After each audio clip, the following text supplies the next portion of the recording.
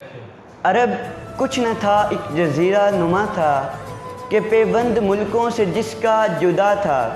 ملک عرب کا تذکرہ اس لیے ضروری ہے کہ عرب ہی وہ ملک ہے کہ جس سے دنیا میں اسلام کی روشنی چاروں سمت پھیلی، اور اسی میں سید الانبیاء حضرت محمد صلی اللہ علیہ وسلم کا شہر پیدائش مکہ مکرمہ اور اسلامی سلطنت کا ابتدائی دارالسلطنت مدینہ منورہ ہے۔ اہل لغت کے نزدیک عرب کو عرب اس لیے کہا جاتا ہے کہ اس کے معنی فصیح اللسان اور کمال زبان آوری کے ہیں۔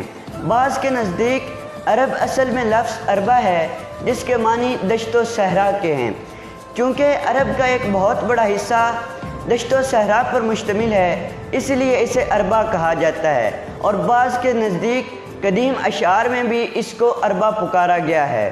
عرب ایک جزیرہ نما جس کے مشرق میں خلیج فارس، مغرب میں بحر احمر، جنوب میں بحر ہند اور شمال میں ملک شام ہے۔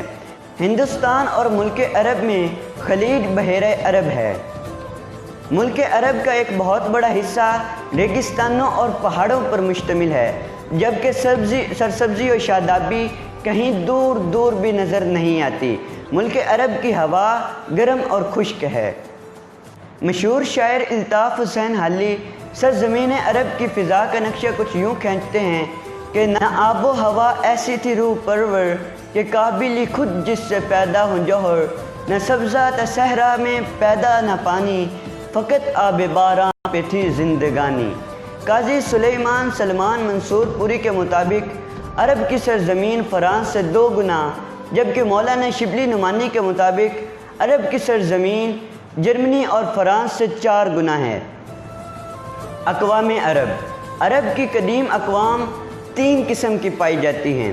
سب سے پہلے عرب بائدہ، یہ وہ قدیم عرب قبائل ہیں جو ظہور اسلام سے پہلے بالکل ناپید یعنی فنا ہو چکے تھے، اور ان میں مشہور قبائل عاد، سمود، تس، جدیس اور عمالقہ وغیرہ پائے جاتے تھے۔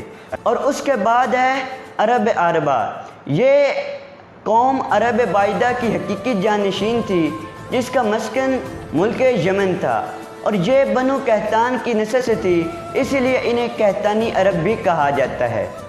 عرب کی اقوام کی تیسری قسم عرب مستعربہ ہے، یعنی وہ عرب قبائل جو بنی اسماعیل کی نسل سے ہیں اور حجاز میں آباد تھیں۔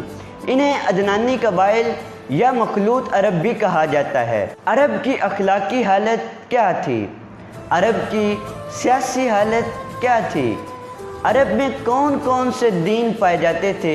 یہ سب کچھ جانیں گے، لیکن شارٹ ہسٹری آف اسلام کی اگلی قسط میں۔ اس سے پہلے اگر آپ نے ہمارا چینل روٹین میٹر سبسکرائب نہیں کیا تو اس چینل کو سبسکرائب کر لیں اور اپنے دوستوں سے شیئر کریں تاکہ اس سیریز کی کوئی بھی قسط آپ سے مس نہ ہو۔ تو ملتے ہیں شارٹ ہسٹری آف اسلام کی قسط نمبر 2 پر۔